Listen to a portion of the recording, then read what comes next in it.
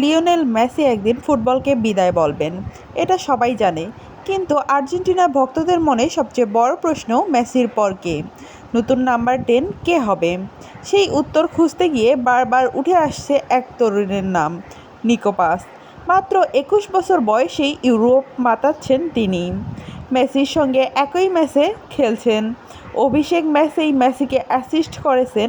তাহলে কি আর্জেন্টিনা খুঁজে পেয়েছে তাদের পরবর্তী সুপারস্টার? লিওনেল মেসি শুধু একজন ফুটবলার নন, তিনি একটি যুগের নাম। বিশ্বকাপ, কোপা আমেরিকা, ফিনালিসিমা সব কিছুতেই জিতে আর্জেন্টিনাকে ফুটবলের শীর্ষে নিয়ে গেছেন তিনি।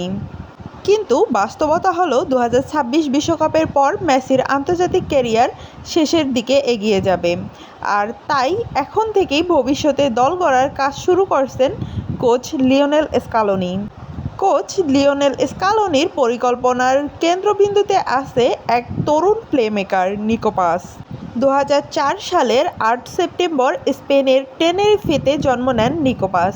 তার বাবা পাবলো পাস ছিলেন 1998 বিশ্বকাপে আর্জেন্টিনা দলের সদস্য। স্পেনে জন্ম হলেও নিকোর হৃদয় সবসময় আর্জেন্টিনার জন্যই স্পন্দিত হয়েছে। খুব অল্প বয়সেই তিনি যোগ দেন রিয়াল মাদ্রিদ একাডেমিতে। সেখানে নিজের টেকনিক, ভিশন এবং সৃজনশীলতা দিয়ে সবার নজর কেড়েছিলেন। পরে নিয়মিত খেলার সুযোগের জন্যও তিনি যোগ দেন কমো।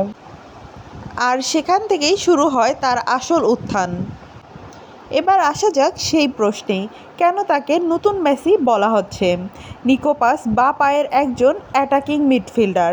তার খেলার স্টাইলে রয়েছে অসাধারণ বল কন্ট্রোল, নিখুঁত থ্র পাস, দূরপাল্লার শট নেওয়ার ক্ষমতা, ড্রিবলিং দক্ষতা, খেলার গতি নিয়ন্ত্রণ করার সামর্থ্য, চাপের মুহূর্তে সঠিক সিদ্ধান্ত নেওয়ার ক্ষমতা।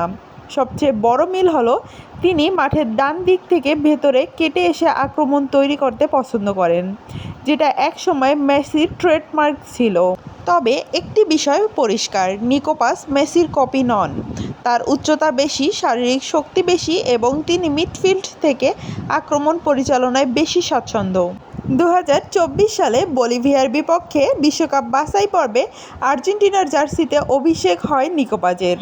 ম্যাচে বদলি হিসেবে নেমে তিনি সরাসরি অ্যাসিস্ট করেন মেসির গোলে। ম্যাচ শেষে নিকো বলেন, জীবনের সবচেয়ে বড় স্বপ্ন পূরণ হয়েছে তার। আর মেসিও তার প্রশংসা করে বলেন, নিকোর মধ্যে অসাধারণ গুণ আছে এবং সে খেলার ছন্দ খুব ভালো বোঝে। 2025-26 মৌসুমে ইতালি সিরিয়াতে দুর্দান্ত পারফরমেন্স করেছেন নিকো। 35 ম্যাচে করেছেন 12 গোল এবং 6 অ্যাসিস্ট। একজন তরুণ অ্যাটাকিং মিডফিল্ডারের জন্য যা অসাধারণ পরিসংখ্যান। তার পারফরমেন্স দেখে ইউরোপের বড় বড় ক্লাবগুলো আগ্রহ দেখাতে শুরু করেছে। ফুটবল বিশ্লেষকদের মতে নিয়মিত খেলার সুযোগ পাওয়াটাই এখন তার সবচেয়ে বড় শক্তি। 2026 বিশ্বকাপে নিকো পাস আলজেরিয়ার বিপক্ষে আর্জেন্টিনার প্রথম ম্যাচে মেসির বদলি হিসেবে মাঠে নামেন। অনেকের কাছে এটি ছিল প্রতীকী এক মুহূর্ত। বর্তমান কিংবদন্তি মাঠ ছাড়ছেন এবং ভবিষ্যতের তারকা মাঠে নামছেন। বিশ্বকাপ শুরুর আগে বিভিন্ন ফুটবল বিশ্লেষক এবং সমর্থকরা নিকো পাসকে আর্জেন্টিনার সম্ভাব্য ব্রেকআউট তারকা হিসেবে উল্লেখ করেছেন।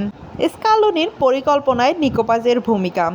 স্কালোনি জানেন মেসির মতো আর কেউ হবে না, তাই তিনি মেসির বিকল্প নয় বরং নতুন ধাঁচের একটি আর্জেন্টিনা তৈরি করতে চান। সেই দলের একটি অন্যতম গুরুত্বপূর্ণ সদস্য হতে পারেন নিকো পাস। তার পাশে থাকবেন তরুণ মিডফিল্ডার, নতুন প্রজন্ম যারা আক্রমণ ভাগে নতুন গতি এনে দেবে। স্কালোনি নিকোকে স্বাধীনভাবে খেলতে উৎসাহ দেন, যাতে সে নিজের স্বাভাবিক খেলাটা খেলতে পারে। ফুটবল ইতিহাসে বহু খেলোয়াড়কে নতুন মেসি বলা হয়েছে, কিন্তু বেশিরভাগই সেই বিশাল প্রত্যাশার চাপ সামলাতে পারেননি। কারণ মেসি শুধুমাত্র একজন খেলোয়াড় নন, তিনি ফুটবল ইতিহাসের অন্যতম সেরা খেলোয়াড়। নিকো পাসের জন্য সবচেয়ে ভালো হবে যদি তিনি নিজের পরিচয় তৈরি করতে পারেন, কিন্তু নতুন মেসি নন তিনি, হতে পারেন নতুন নিকো পাস। আর্জেন্টিনা কি সত্যিই তাদের নতুন ভবিষ্যৎ নাম্বার 10 খুঁজে পেয়েছে? নিকো পাস কি পারবেন মেসির পরের যুগের নেতৃত্ব দিতে, নাকি মেসির শূন্যতা কখনোই পূরণ হবে না? আপনার কি মনে হয় নিকো পাস কি আর্জেন্টিনার ভবিষ্যৎ সুপারস্টার? কমেন্টে জানিয়ে যান।